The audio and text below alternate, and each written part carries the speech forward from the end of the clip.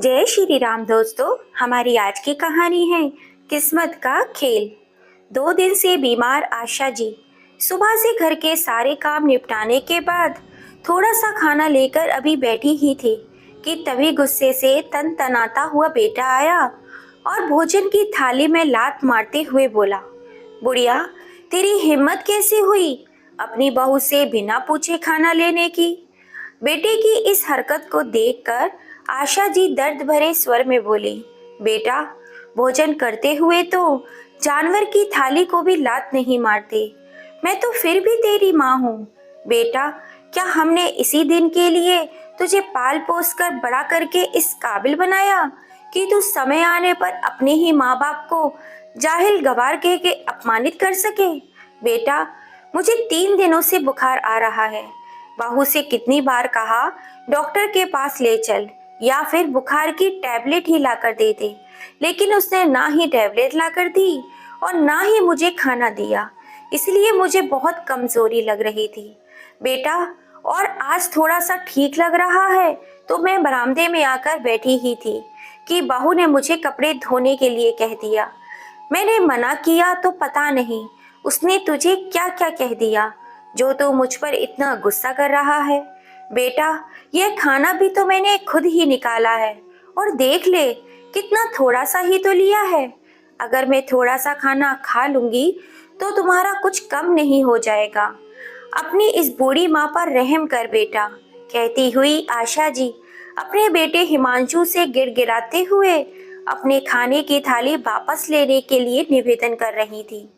उसी समय आशा जी की पड़ोसन गीता जी, जो कि आशा जी की पक्की सहेली थी, उनकी आवाज सुनकर उनके घर पहुंची तो देखा हिमांशु भोजन की थाली लिए हुए खड़ा है और आशा जी जो झूठे हाथों से अपनी बेटी की तरफ देख रही थी।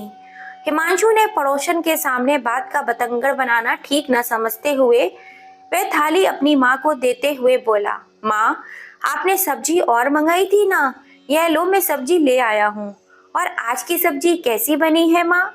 कहते हुए मैं गीता जी को बैठने के लिए कहकर कमरे में चला गया, क्योंकि गीता जी की एक आदत थी, वे किसी के भी घर की बात को कहीं भी बड़ा चढ़ाकर बताती थी और आशा जी के घर की तो वह एक एक बात जानती थी और उनका एक उद्देश्य अपनी सहेली को बचाना भी रहता था।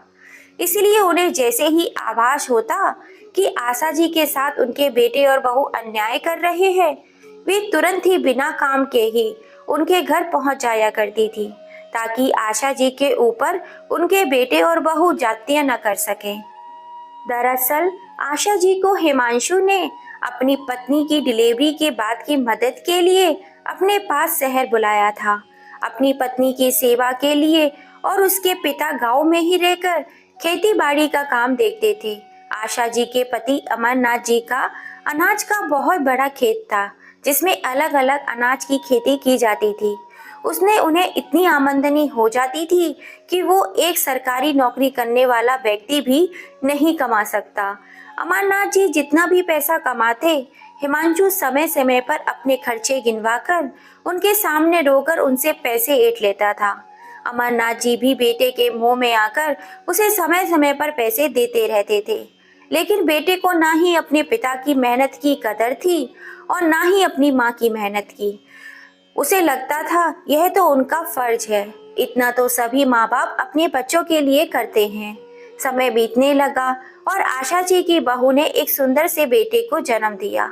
उस समय आशा जी घर के मंदिर में दीपक जला रही थी, इसलिए उन्होंने कहा, हमारे घर को रोशन करने वाला कुल दीपक आ गया, इसलिए इसका नाम हम रोशन रखेंगे।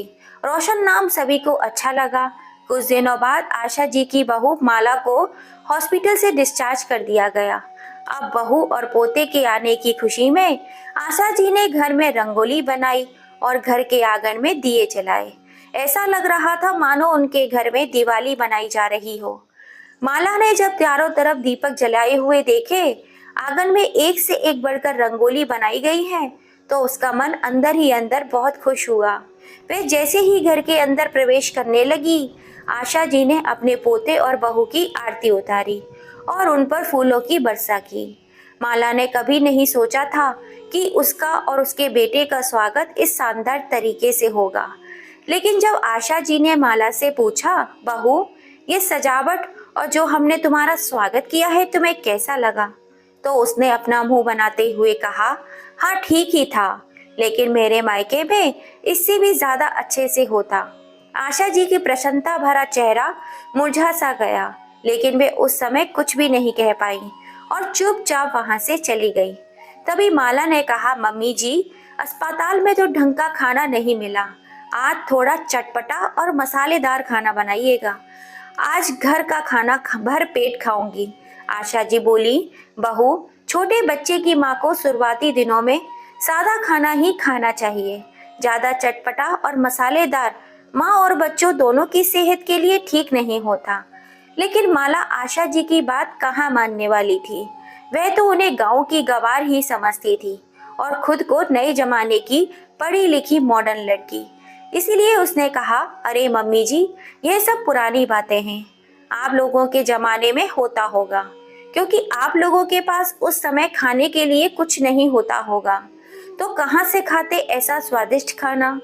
मुझे तो आज स्वादिष्ट और मसालेदार चटपटा खाना ही खाना है। मैं जैसा कह रही हूँ आप वैसा ही कीजिए, मैं और कुछ नहीं सुनना चाहती, वरना मैं आपके बेटे को फोन लगाकर बता दूंगी कि आप मेरा ठीक से ध्यान नहीं रख रही हो। आशा जी हिमांशु के गुस्से को जानती थी और माला के बारे में भी जानती थी। वे एक बात को बढ़ा चढ़ा कर बताती थी और हिमांशु बिना सच जाने उन पर भड़क उठता था। उस दिन भी उसने पत्नी के भड़काने पर अपनी माँ की खाने की थाली को लात मार दिया था।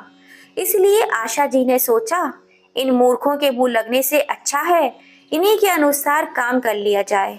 आगे जो होगा उसके जिम्मेदार ये खुद लोग ही होंगे।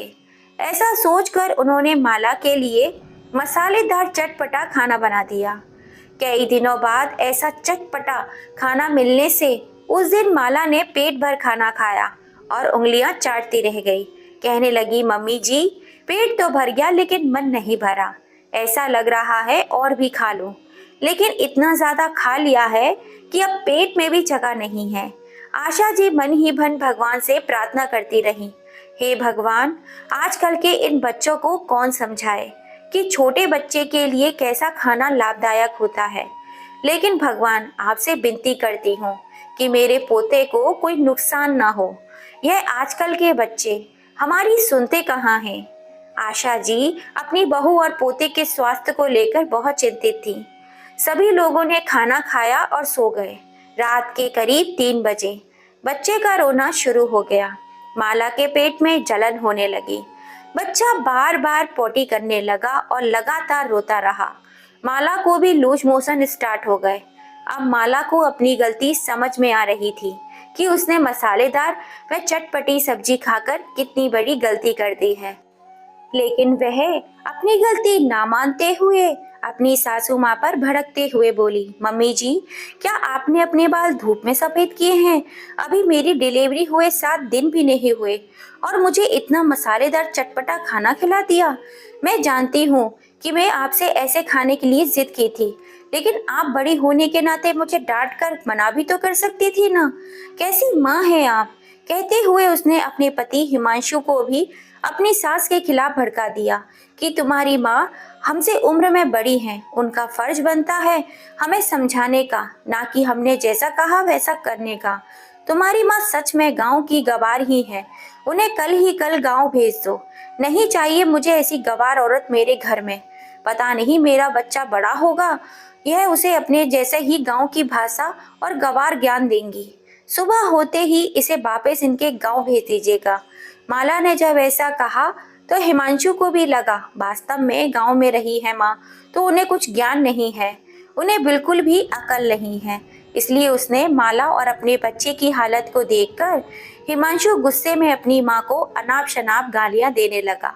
सुबह होते ही उन्हें उनके गांव ले जाने के लिए जैसे ही घर से निकल रहा था कि उसी समय उसके पिता अमरनाथ जी अपने पोते का मुंह देखने के लिए गांव से ढेर सारा राशन का सामान, मेवा, मिश्री और गांव का शुद्ध देसी घी लेकर उनके घर पहुंच गए। हिमांशु ने अपने पिता को अपने दरवाजे पर इतने सारे सामान के साथ देखा तो उसके मन में लालच आ गया। उसने अपनी माँ से कहा, अरे माँ देखिए ना, पापा हम सभी के लिए खासकर अपने पोते से मिलने खुद ही आ गए और आप जिद कर रही थी कि गांव जाना है। चलिए अपना सामान अंदर रख दीजिए और पापा के लिए चाय पानी का इंतजाम कीजिए। अमरनाथ जी को देखकर आशा जी की आंखों में आंसू आ गए। अमरनाथ जी ने उनके आंसू देख लिए थे लेकिन उस समय कुछ नहीं कहा। आशा जी ने अपने आंसू पहुंचे और अपना सामान अपने कमरे में रखकर उन्हें रसोई में सबके लिए खाना बनाने में लग गई। आशा जी ने फिर अपनी बहू से पूछा, बहू तुम्हारे लिए क्या बनाऊं? तो बहू ने गरजते हुए कहा, क्या मम्मी जी, आप इतनी बूढ़ी हो गई हैं कि डिलीवरी के बाद माँ को क्या खाना चाहिए आपको नहीं मालूम है क्या? आशा जी ने उस समय उसे कुछ जवाब नहीं दिया, जबकि आशा जी इससे पहले अपने मन से उसके लिए सादा खाना बनाती थी तो माला ही उनसे कहा करती थी, मम्मी जी मेरे लिए कुछ भी मुझसे बिना पूछे मत बनाया करिए वरना मैं खाना ही नहीं खाऊंगी। अब बेचारी आशा जी करे भी तो क्या करे, उन्हें कुछ समझ में नहीं आ रहा था। तभी अमरनाथ जी ने आशा जी को आवाज लगाई और कहा, आशा एक गिलास पानी तो लेकर आना। आशा जी ने एक गिलास पानी ट्रे में लिया और अमरनाथ जी के पास गई। उनकी नजरें झुकी हुई थी क्योंकि उनकी हिम्मत नहीं हो रही थी अमरनाथ जी से नजरें मिलाने की, वरना वे शायद उन्हें देखकर रो देती। अमरनाथ जी ने आशा जी का हाथ पकड़कर अपने पास बिठाते हुए कहा, आशा क्या हुआ? क्या तुम्हारी तबीयत खराब है या किसी ने तुम्हें कुछ कहा है? आशा क्या हुआ बताओ ना, तुम्हारा चेहरा इतना मुरझाया क्यों दिख रहा है? आशा ने अमरनाथ जी के ऐसे अपनेपन भरे शब्दों को सुनकर फूट फूट कर रो पड़ी। उन्हें ऐसा लगने लगा उनका हमदर्द उनकी तकलीफ बांटने आ गया है। कोई तो उनका सहारा है जिनके भरोसे वे कुछ भी कर सकती हैं, वरना बेटे और बहू ने तो उन्हें असहाय और नौकरानी ही बना दिया था। अमरनाथ जी ने उन्हें अपनी बाहों में लिया और उनकी पीठ को सहलाते हुए बड़े प्यार से पूछा, आशा अब मैं आ गया हूँ, तुम्हें डरने की कोई बात नहीं है। किसने क्या कहा है मुझे बिना डरे बताओ। थोड़ी देर रो लेने के बाद आशा जी ने अपने आंसू पोंछे और अपने आप को संभालते हुए कहा, जी ऐसी कोई बात नहीं है, बेटे और बहू के पास भला मुझे क्या परेशानी हो सकती है? वह तो मैंने आपको इतने दिनों के बाद देखा इसलिए रोना आ गया। इतना कहकर आशा जी वहां से उठकर जाने लगी क्योंकि उनका बेटा हिमांशु भी उन्हीं के पास वहीं उन्हें घूर घूर कर देख रहा था और बहू भी रसोई से उन्हें इशारे से आंखें दिखाकर चमका रही थी कि वे उन्हें कुछ ना बताए। लेकिन अमरनाथ जी ने भी कोई कच्ची गोली नहीं खेली थी। वे समझ रहे थे कि आशा जी को किसी न किसी बात का बहुत बड़ा सदमा लगा है, इसलिए उन्होंने उनका हाथ फिर से पकड़ा और बैठाते हुए बोले, नहीं आशा, तुम इतना भी झूठ बोलो लेकिन तुम्हारी आंखें झूठ नहीं बोल सकती। तुम्हारी आंखें साफ साफ बता रही हैं कि तुम्हें किसी बात का दुख है। तुम बताओ तो सही, आखिर तुम्हें किस बात की परेशानी है? अमरनाथ जी के इतना कहते ही आशा जी ने वे सारी बातें बता दी जो उनके बेटे और बहू ने उनके साथ किया था। अपनी पत्नी को इतना दुख देने के लिए उन्होंने अपने बेटे और बहू को खूब खरी खोटी सुनाई और कहा, बेटा तुम दोनों कान खोलकर सुन लो, हम गांव में रहते जरूर हैं लेकिन यह मत भूलो कि आज तुम जिस आलीशान बंगले में रहते हो यह बंगला भी उसी गांव में रहने वाले तेरे गवार माँ बाप के पसीने की कमाई से खरीदा गया है। यहाँ की एक एक ईंट में तेरे गवार माँ बाप के पसीने की कमाई लगी है।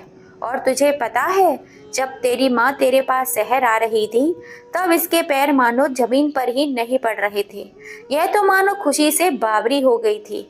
इसीलिए तो आस पड़ोस और पूरे गांव में अपने हाथों से बनाए मोतीचूर के लड्डू बंटवाए थे कि इसके बेटे ने इसे अपने पास बुलाया है और इसके घर आंगन में एक नन्हे मुन्ने की किलकारियां गूंजने वाली हैं और जो भी उसे रास्ते में मिलता, चाहे वे बड़े बुजुर्ग हों या छोटे हों, सभी से यही कहती फिरती कि मेरे बेटे के बच्चे को आशीर्वाद दो कि वह सही सलामत इस दुनिया में आए और मेरा बेटा दिन दुगनी रात चौगनी तरक्की करे।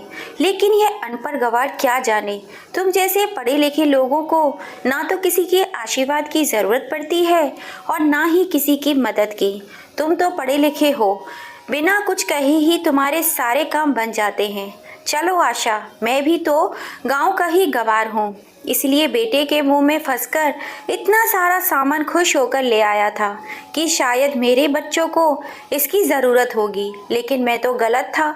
यह लोग तो पढ़े लिखे हैं ना, यह लोग तो अनाज नहीं बल्कि पैसों को ही खाते होंगे, क्योंकि शहर में रहकर यह लोग खेती बाड़ी गोबर कचरा तो कुछ जानते ही नहीं, सिर्फ पैसा ही जानते हैं, इसलिए सिर्फ पैसा ही खाते होंगे। और मैं गांव का रहने वाला जाहिल गंवार नालायक यह सोच बैठा कि गांव का शुद्ध प्योर अनाज मेवा, गांव का शुद्ध देसी घी बहू के जापे में काम आएगा। यही सोचकर यहाँ ले आया। माफ़ करना बेटा, मुझसे गलती हो गई। यह कहकर अमरनाथ जी अपने बेटे बहू के सामने हाथ जोड़कर माफ़ी मांगने लगे। तब हिमांशु दौड़कर अपने पापा के पैरों में गिरकर रोते हुए बोला, पापा मुझसे बहुत बड़ी गलती हो गई, पापा प्लीज़ मुझे माफ़ कर दीजिए। तभी माला अपने ससुर जी से माफ़ी मांगने लगी। तब अमरनाथ जी बोले, अरे तुम लोग जिस देवी समान माँ के गुनाहगार हो उससे माफ़ी मांगना छोड़कर मुझसे माफ़ी मांग रहे हो। अगर तुम्हें माफ़ी मांगनी ही है तो आशा जी से माफ़ी मांगो।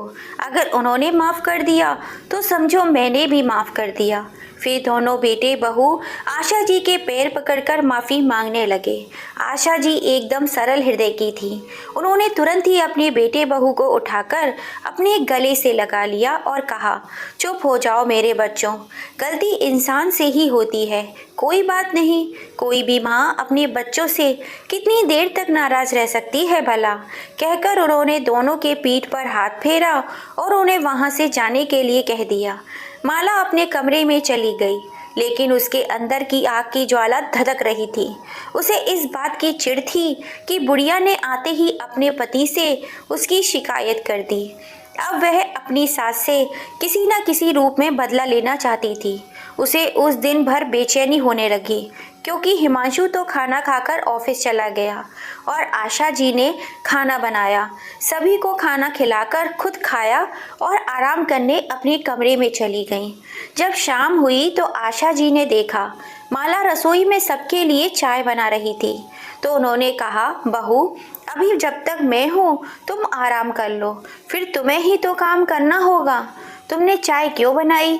मैं आ ही रही थी चाय बनाने के लिए। माला थोड़ा मुस्कुराकर बोली, कोई बात नहीं मम्मी जी, आप लोग पापा जी के साथ बैठिए, मैं आप लोगों के लिए चाय बनाकर लाती हूँ। आशा जी ने भी सोचा, ठीक है, चाय बनाने में बहुत ज़्यादा ताकत तो नहीं लगती, खड़े खड़े चाय ही तो बनानी है। इसीलिए वे अमरनाथ जी के पास सोफे पर जाकर बैठ गई। अमरनाथ जी ने आशा जी से कहा, आशा थोड़ा गर्म पानी लाओ, मुझे बहुत प्यास लग रही है।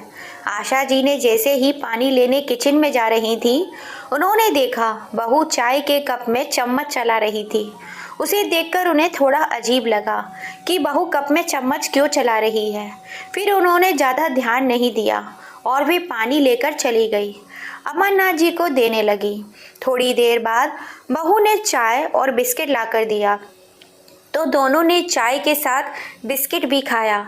फिर थोड़ी ही देर में उन्हें ऐसी नींद आने लगी कि वे दोनों वहीं लुढ़क गए। हिमांशु जब अपने ऑफिस से घर आया तो उसने अपने मम्मी पापा को अस्त व्यस्त तरीके से लटके हुए देखकर दंग रह गया। उसने माला से उनके बारे में पूछा तो उसने कह दिया, मुझे नहीं पता यह लोग क्यों अभी तक सो रहे हैं। हिमांशु ने उन्हें उठाया और उनके कमरे में ले गया, लेकिन वे वहाँ भी सोते ही रहे।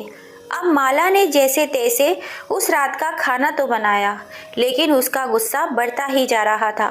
जब हिमांशु के कान भरती ही जा रही थी, उसने कहा, देखिए जी, अब ये दोनों बुढ़ा बुढ़िया हमारे किसी काम के नहीं रह गए हैं। अब मैं घर के छोटे मोटे काम तो कर ही लेती हूँ और झाड़ू पोछा बर्तन साफ करने के लिए हम बाई रख लेंगे। जितना खर्चा हम लोग इनके ऊपर करते हैं उससे कहीं कम खर्च में काम वाली बाई काम करके अपने घर वापस चली जाएगी और इन्हें तो दिन भर झेलना पड़ता है। अब मुझसे ये दोनों और बर्दाश्त नहीं होते। पहले वे अकेली बुढ़िया रहती थी, चलो वह तो कम से कम हमारा काम कर दिया करती थी, और अब तो यह बुढ़ा भी अधम का। और कल की ही बात के बाद तो हम इन्हें जाने के लिए भी नहीं कह सकते, नहीं तो हमें इस घर से भी निकाल देंगे। अब इतने बड़े शहर में इतने बड़े परिवार का खर्च कैसे चलाएंगे, यह तो हमें सोचना ही होगा ना। इनका क्या है, इन्हें तो ऐसा लगता है जैसे इनके गांव में सब मुफ्त में मिल जाता है, वैसे ही यहाँ भी सब कुछ मुफ्त में ही मिल जाता होगा। तभी तो मैं इनको गांव का गवार कहती हूँ, कुछ समझने को तैयार ही नहीं है।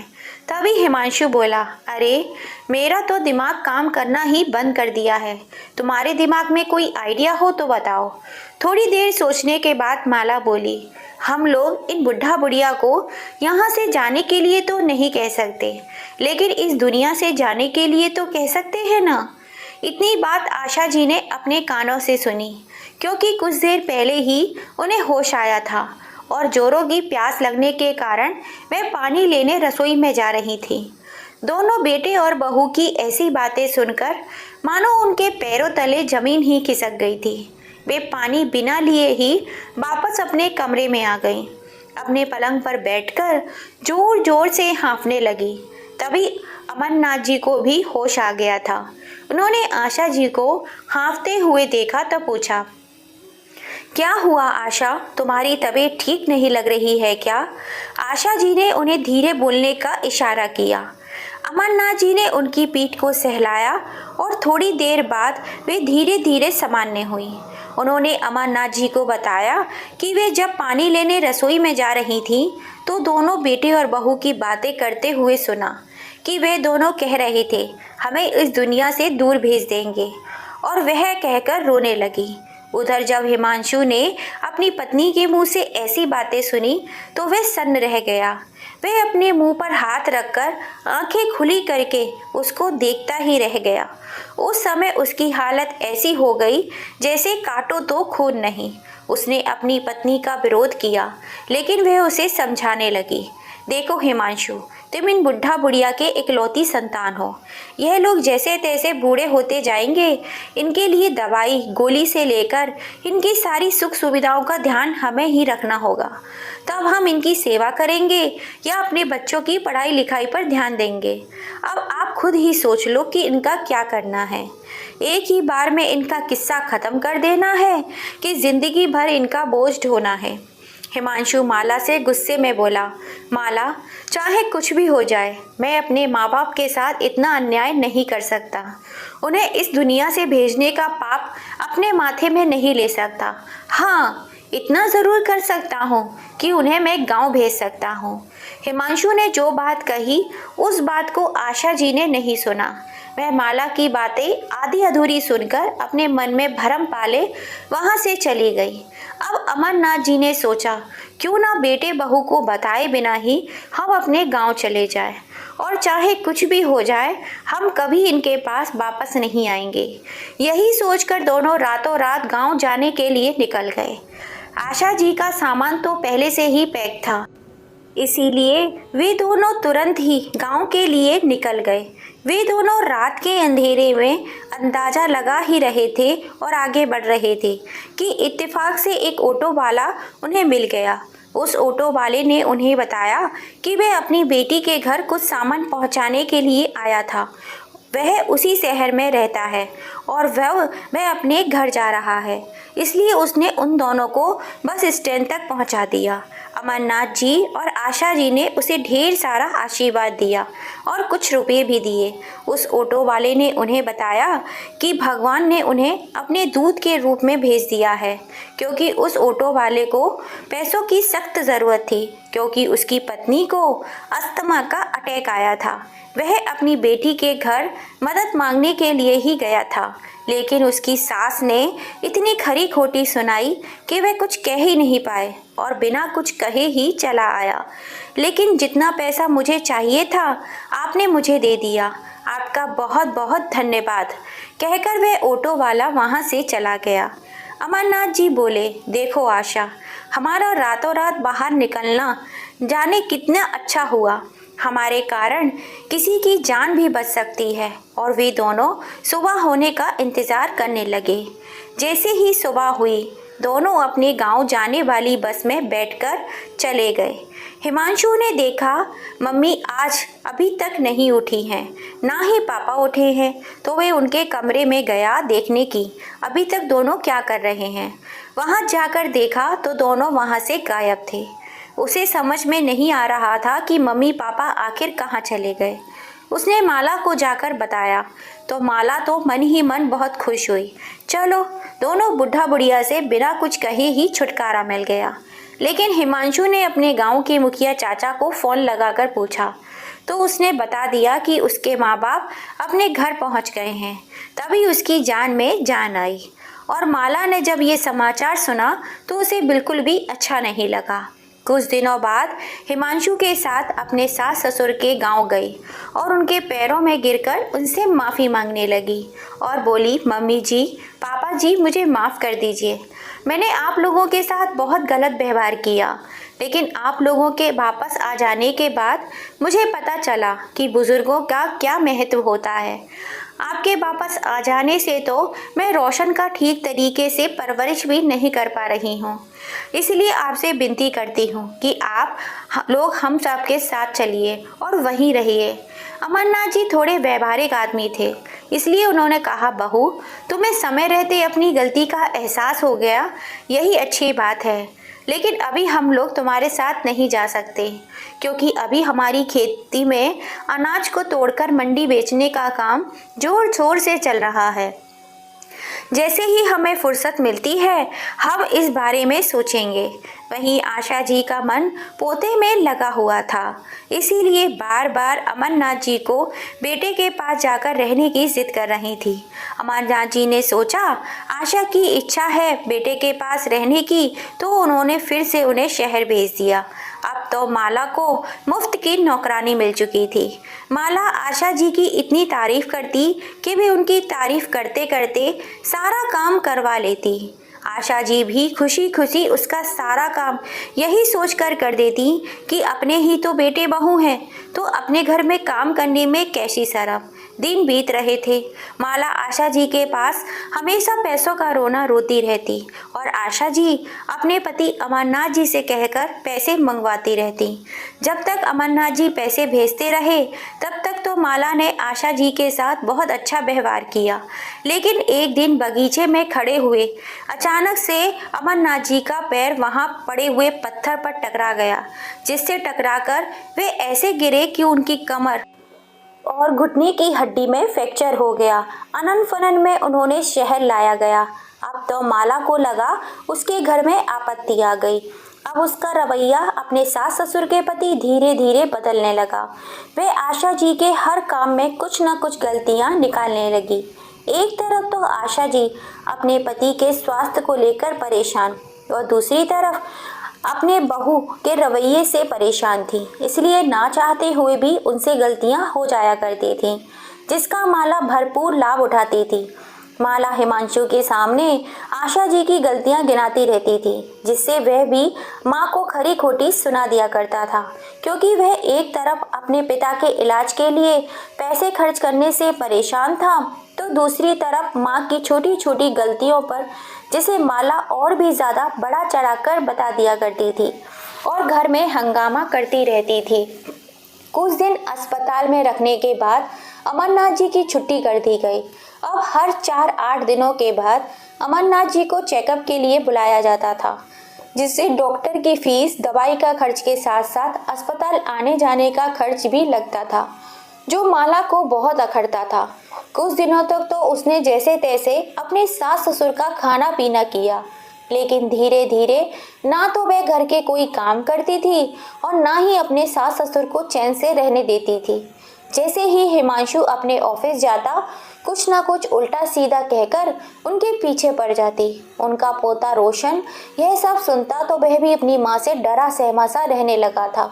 और उसे जैसे ही मौका मिलता अपने दादा दादी के पास जाकर छुप जाया करता था। लेकिन माला ही उसके ऊपर नज़र पड़ते ही वह अपने सास ससुर को खूब खरी खोटी सुनाती और रोशन को भी गुस्से में आकर मार देती थी। उसे सख्त हिदायत देती कि वह उनके पास कभी न जाए। एक दिन आशा जी अपने पति अमरनाथ जी को अस्पताल लेकर गई थी। माला ने अपनी कीमती जेवर उनके बैग में रख दिए और शाम को हिमांशु से कहा कि उसको एक सहेली की पार्टी में जाना है। लेकिन अब उसने अपनी अलमारी में हिमांशु के सामने गहने ढूंढे तो उसे नहीं मिले। फिर क्या था, उसने घर में हंगामा मचा दिया कि मेरे गहने नहीं मिल रहे हैं। उसने अपनी अलमारी के सारे कपड़े इधर उधर बिखेर दिए। फिर वह सीधे अपनी सास के कमरे में गई और बोली, मम्मी जी मेरे गहने नहीं मिल रहे हैं, कहीं आपने तो नहीं रखे। हिमांशु उसे मना करता रहा कि उसकी मम्मी से ना पूछे, लेकिन वह नहीं मानी और सीधे आशा जी का बैग चेक करने लगी। जब उसने उनके बैग में कपड़े निकालकर बाहर फेंके तो कपड़ों के साथ साथ गहने भी गिराए। फिर तो माला आग की तरह अपनी सास के ऊपर बरस पड़ी। उन्हें इतना जलील किया कि उन्हें अपनी सफाई देने का भी एक मौका नहीं दिया। जब हिमांशु ने यह सब अपनी आंखों से देखा तो वह भी अपनी मम्मी से नफरत करने लगा और उन्हें तुरंत घर से बाहर निकल जाने को कह दिया। माला ने कुछ दिन पहले ही अमरनाथ जी से अस्पताल के बिल के साथ गांव और घर की जमीन के पेपर भी साइन करा लिए थे, जो अब उसके नाम हो गया था। इस बात का पता उन्हें तब चला तब हिमांशु ने उन्हें अपने घर से निकल जाने के लिए कह दिया। तब उसने कहा, आप लोग भूलकर भी अपने गांव मत जाइएगा, क्योंकि वहां की सारी प्रॉपर्टी तो आपने मेरे नाम कर दी है। अब अमरनाथ जी को समझ में नहीं आ रहा था कि वे कहाँ जाएं और क्या करें। फिर भी जब बेटे ने घर से चले जाने के लिए कह दिया तो दोनों बुजुर्ग दंपत्ति धीरे धीरे सुनसान सड़क पर रात के अंधेरे में चले जा रहे थे। तभी वे एक साड़ी की दुकान के पास जाकर रुके।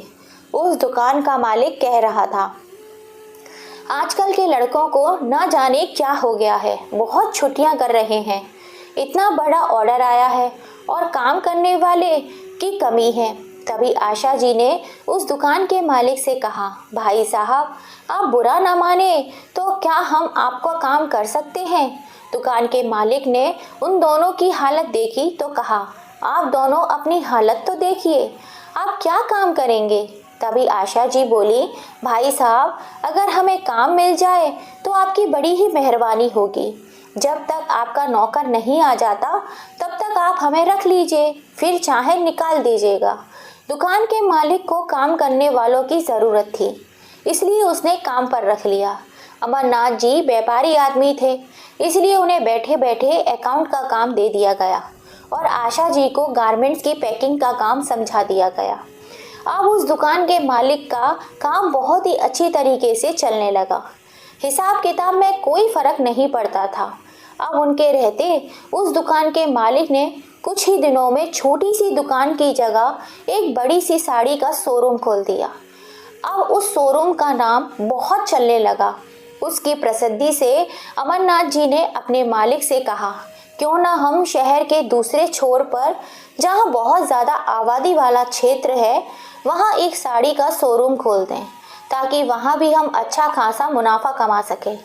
मालिक बहुत ही नेक दिल का था। उसने कहा, अब तो तुम्हारे पास इतने पैसे हैं, फिर भी तुमने अपना पैसा लगाकर खुद का शोरूम खोलने की बात नहीं की, बल्कि मुझे खोलने की सलाह दी।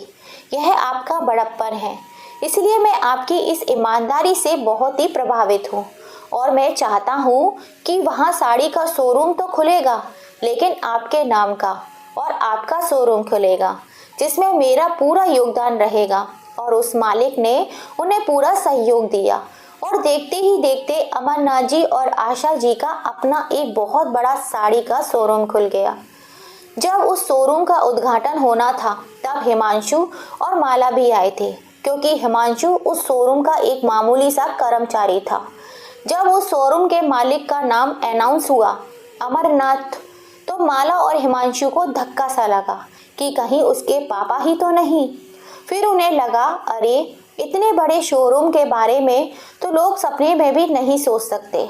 तभी अमरनाथ जी के आजू बाजू उनके बॉडीगार्ड चल रहे थे और बीच में अमरनाथ जी और उनके पीछे आशा जी थी।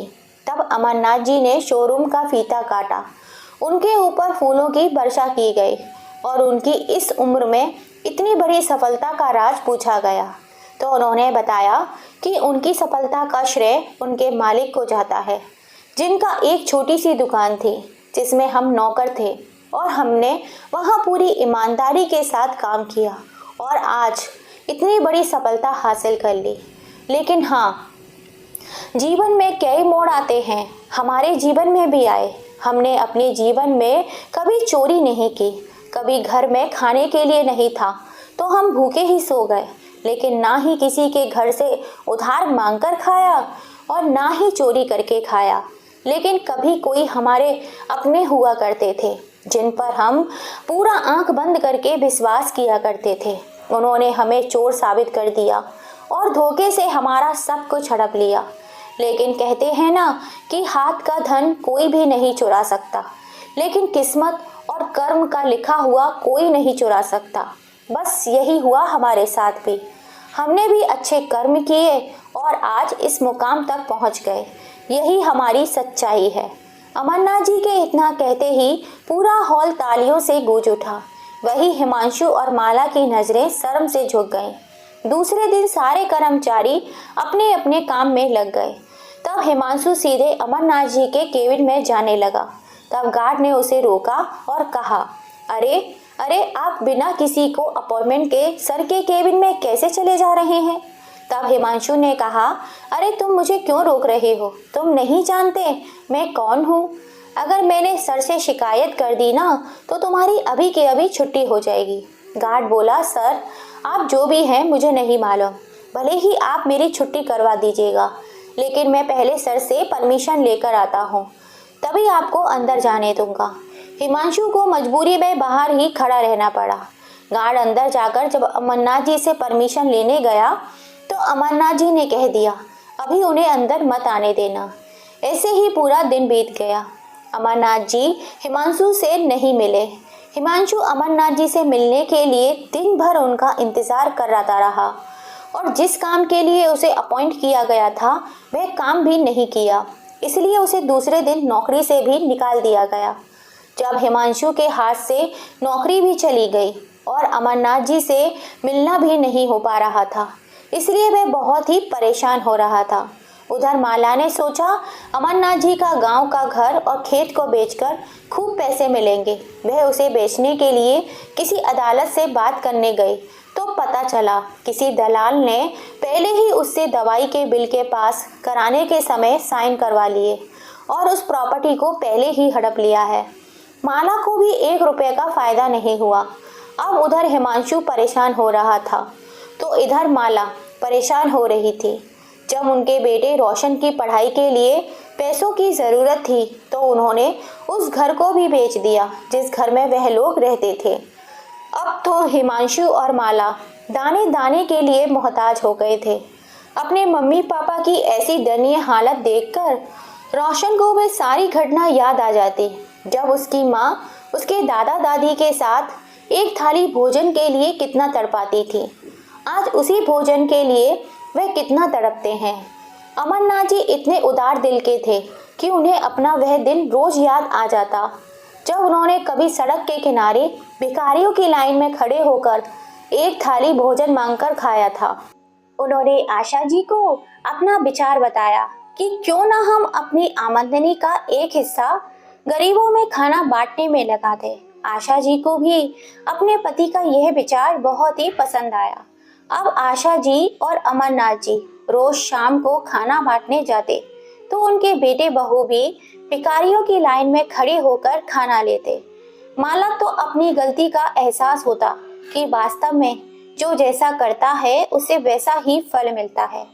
आशा जी रोज ही अपने बेटे बहू को भिखारियों की तरह खाना देती थी, लेकिन उन्होंने कभी नहीं कहा कि वे दोनों उनके पास आकर रह जाएं, क्योंकि माला ने एक नहीं 2 बार उन्हें जलील करके घर से निकाला था, इसलिए उनका भी दिल उनके लिए नहीं पसीजा। दोस्तों, क्या आशा जी ने अपनी बेटे बहू को माफ ना करके सही किया या गलत? अपनी राय हमें कमेंट करके जरूर बताइएगा। कहानी पसंद आई हो तो लाइक शेयर एंड सब्सक्राइब जरूर कीजिएगा। फिर मिलेंगे। जय श्री राम।